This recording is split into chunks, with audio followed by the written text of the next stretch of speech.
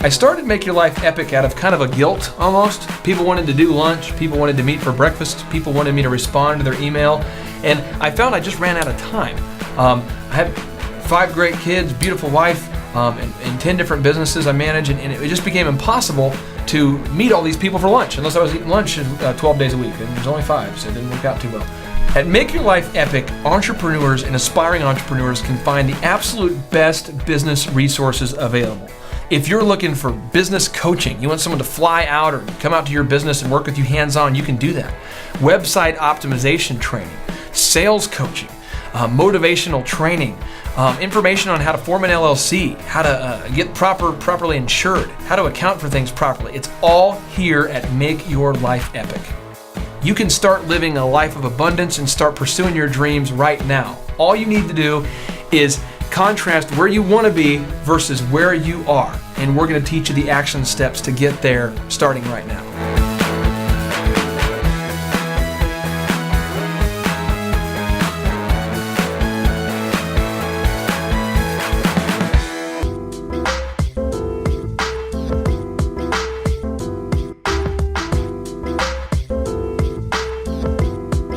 What is your ideal lifestyle cost? What will it cost you to live out an ideal lifestyle? Think about so. Let's think real quick. Let's write a number down just so that we can have something we're working on. Write down a number of what you want your gross sales to be 12 months from now, if this works.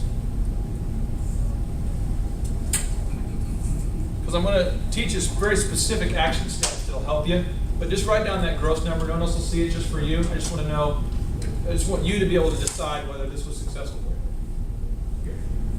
Okay, so what we're going to do today is we're going to teach you 3 moves. 3 moves. 1 is how to break out of the pack with social media. 2 is 6 proven social media strategies. And 3 is how to turn those clicks into cash. So people love to do things that other people are doing.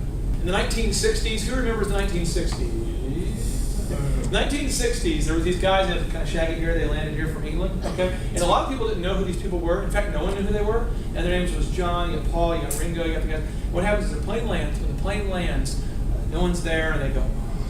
Publicist goes, I don't think that the publicist just. I don't think this is a good thing. There's a book called PR 2.0 by Michael Levine where you can read this story. Michael Levine. So what happens? Levine. So the plane lands, and he says, just take off, fly back. That didn't go so well. So he goes to the local high school and he says, well, I need all the cheerleaders and all the kids to hold up signs and to scream the names of the people on the signs. The high school kids say, who are these people? Don't worry about it, just scream it. We're on TV. We're on TV? Oh, okay. So the camera pans, John, Paul, they get out, they're cheering. Then they take the picture, they put it in the news, and it says, Beatlemania's here. Then the Associated Press sees it and goes, Beatlemania's here. And then, Beatlemania. Another guy, there was a singer, he's a lounge singer, he's handsome guy, but really had no confidence on the stage yet. He was handsome, he had a little charisma, but he had struggled with getting charisma like on the stage. And they said, his publicist says, this guy's got a problem. Well, we need to build his confidence. Well, how can we do it? Let's have girls scream when he performs. Let's have a girl faint. Sinatra, his publicist paid to have women scream. Okay, so if this works, why does everyone do it? There's 2 reasons. 1, most people are uncomfortable doing something they've never done before. When I got asked to do public speaking for the first time by the SBA, I had never spoken to a group of people when I wasn't behind a DJ booth and saying jokes. So I'm like, I have to say something sincere? Because I'm so used to making ridiculous jokes. And I was like, oh. So it's uncomfortable, right? The second is it does require diligence, which Jerry West, NBA Hall of Famer, says if you only work on the days you feel like working, then you won't get to the Hall of Fame. So it's a deal where we have to do this even though we're not feeling, you know what I mean? It's new to us. It's new. Okay. All right, so move number 1 is you have to define your purple cow. This is the stuff I think is kind of fun. I'm going to give you a whole bunch of examples, and then hopefully one of them you'll get a big idea. This is for your business. It's for your life to help you get to your goals. I cannot tell you your purple cow, but you need to have a purple cow. This is what Seth Godin says. Who's Seth Godin? He does case studies of super successful companies, and this is what his observations are. He says, if your offering isn't remarkable, it's invisible. No matter how much you spend on well-crafted advertising, your offering must be remarkable, or the buyer, me, the buyer, am I going to make a remark about it? If not, then you're average and you're invisible. Am I going to make a remark about it? Am I going to comment on it? think about in your business, what is something you can do? I'm going to show you 3 other people today who are absolutely financially hitting home runs, who are not doing anything differently than all the things you already do, and then doing these new things. They're just adding a couple new things, and that's how they're making their money. And this life is not about reading USA Today and seeing other people do it. We want to be in USA Today, right? We want to be the ones they're writing about, you know? And I want to show you an example. This morning, I was looking for PR to show you guys. Anybody here been to Las Vegas in the last 2 years? When you think of the Palazzo, do you think of a environmentally friendly, green, environmentally neutrally, I mean, it's like a neutral carbon footprint when you think of these big hotels with the big lights? What comes to your mind when you see a hotel with all the lights? Waste that power bill. Who here, which one of you guys has actually thought that? You're with your wife or your husband and you're touring and you're like, look at all the lights, I wonder what the light bill must be. Yeah, you're entrepreneurs, you have that problem. We're calculating, I wonder how much money they're making. Those suckers, how much they're gambling? And you're processing profits and losses and you're like, this is awesome. Or this is bad. Or you're thinking, this is an article today. It really did happen. I'm going to read it to you and I want you guys to go, okay? Whenever you get this wow, just kind of, so I know it happened. The 50-story complex achieved an unlikely and lucrative milestone after opening in 2008. The Palazzo, a powerful organization, was declared, or a powerful private organization declared the Palazzo an environmentally friendly green building. The world's largest at the time. In fact, they won a $27 million tax break over a 20-year period for including the following things: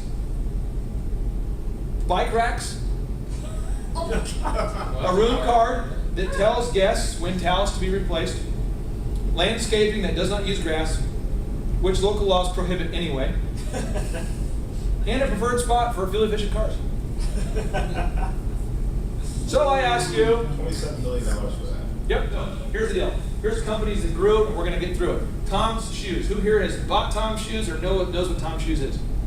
Sir in the back, what does Tom's Shoes do? You buy one pair of shoes, they send a pair of shoes to some country and they're privileged, somebody doesn't have shoes. My daughters will buy nothing but Tom's because of that. Okay, that's example number 1. How much did they spend on advertising? 0. Was that the idea that they used before they became famous?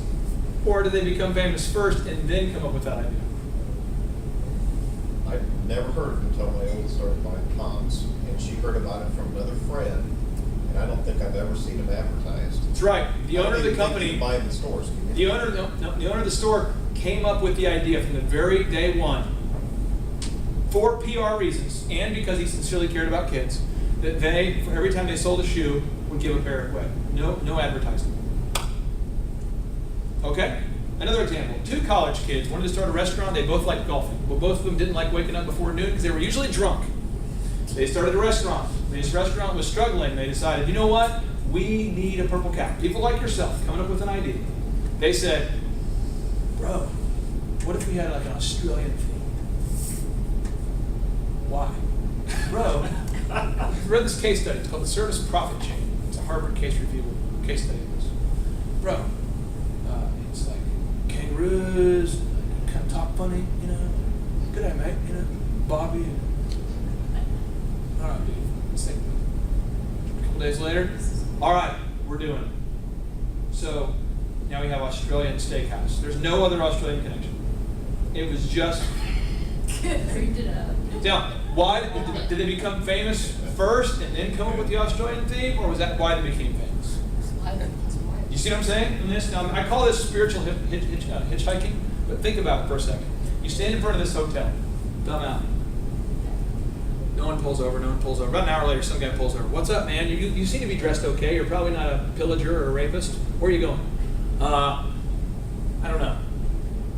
Okay, well, I'll leave you here. Now, if you say, where are you going? Hollywood. I can't go. Next guy, Hollywood. Next one. Okay, I'll take you halfway. You're eventually going to get to Hollywood. Just throw that out for you, okay? The world cannot conspire to help you if it doesn't know where you're going.